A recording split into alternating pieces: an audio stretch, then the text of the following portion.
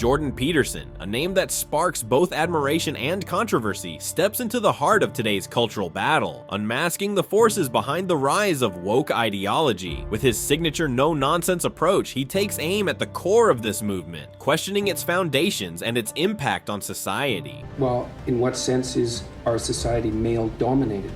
There's a difference between saying that there's something you can't say and saying that there are things that you have to say. And I regard these made-up pronouns, all of them.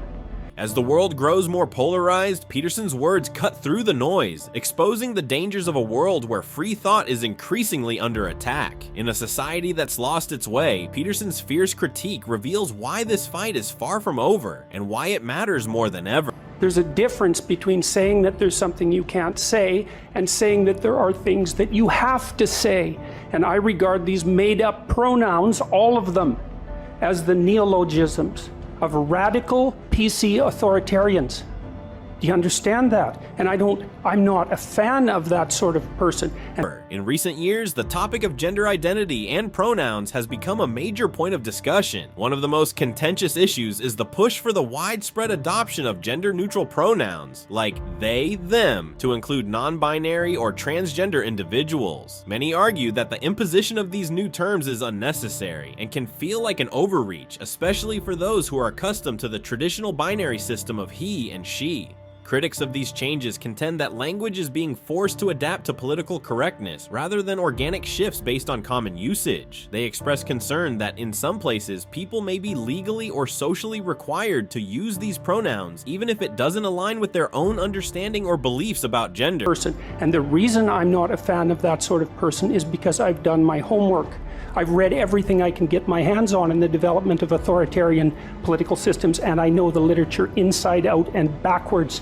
And I am not going to be a mouthpiece for language that I detest. Ultimately, the conversation about gender identity and pronouns is about finding a balance between respecting individual identities and maintaining freedom of speech. Some believe that this balance is being skewed toward an extreme form of political correctness, where the imposition of new terms is seen as a threat to personal liberty. While respect for others is important, many feel that forcing language changes creates a culture of compliance rather than genuine understanding. Radical feminism that insists that our culture is best characterized as an oppressive patriarchy, and I think that, first of all, that's an appalling sociological doctrine, and I think it has very negative psychological effects. And they won't be limited to men, because if it's true that there's something toxic, let's say, about masculinity per se, what that will inevitably mean is that as women adopt more masculine roles, traditionally. In today's society, the concept of toxic masculinity has become a common topic of discussion, especially in feminist circles. Toxic masculinity refers to a set of behaviors or attitudes that are often seen as harmful, such as aggression, emotional suppression, and the pressure to conform to traditional male stereotype. What I mean is that as women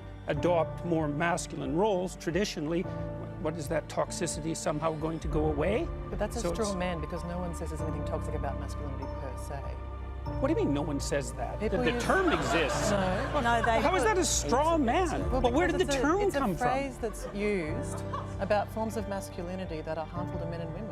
While the idea behind toxic masculinity seeks to address harmful behaviors that some men may adopt, it has also sparked controversy. Many believe that labeling masculinity as toxic can unfairly stigmatize an entire gender. After all, not all aspects of masculinity are harmful. That are harmful to men and women. It's not about masculinity per se. You must know that. I read the American Psychological Association guidelines for the treatment of boys and men, and I know perfectly well that this is no straw man.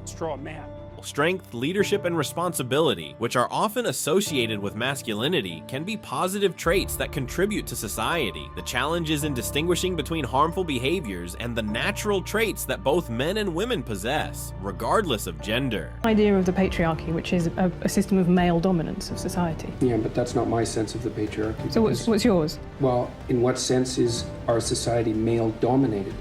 The fact that the vast majority of wealth is owned by men, the vast majority of capital is owned by men. Women do more unpaid labor. Very tiny proportion of men and huge. Radical feminism, which argues that society is largely controlled by men, a system known as patriarchy, has made significant claims about the structure of modern culture.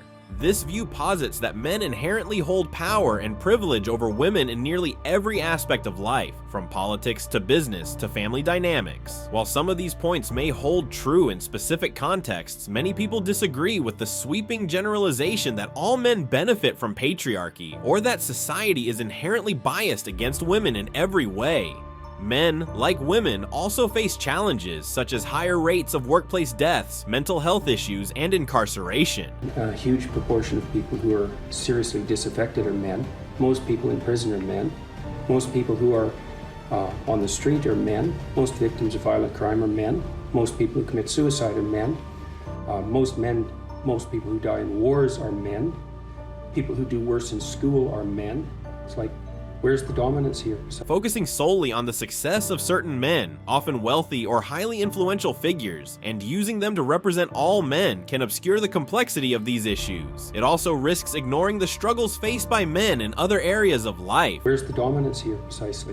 What you're doing is you're taking a tiny substrata of hyper-successful men and using that to represent the entire structure of Western society. There's nothing about that that's vaguely appropriate. But I could say equally well that most rape victims are women. Terrible things happen to people of both sexes. And you could say that with... Framing masculinity as inherently toxic can have significant psychological and societal effects. First, it places pressure on men to constantly prove themselves, as they are often criticized for simply being themselves. Men are told they must avoid traditional masculine traits like assertiveness or emotional detachment, yet these qualities are not inherently harmful. With perfect utility, but that doesn't provide any evidence for the existence of a male-dominated patriarchy. Well, it just means that terrible things happen to both genders, which they certainly do. But there are almost no women who rape men, for example, so that is an asymmetry there in sexual violence. Well, yes, there's an asymmetry in all sorts of places, but that doesn't mean that Western culture is a male-dominated patriarchy. The fact that there are asymmetries has nothing to do with your basic argument. Many of these traits can help individuals manage challenges and responsibilities in their lives. The problem arises when these traits become extreme or are used to justify harmful behavior. Unfortunately, labeling masculinity as toxic can create confusion and self-doubt among men who don't fit the narrow mold of what is considered acceptable.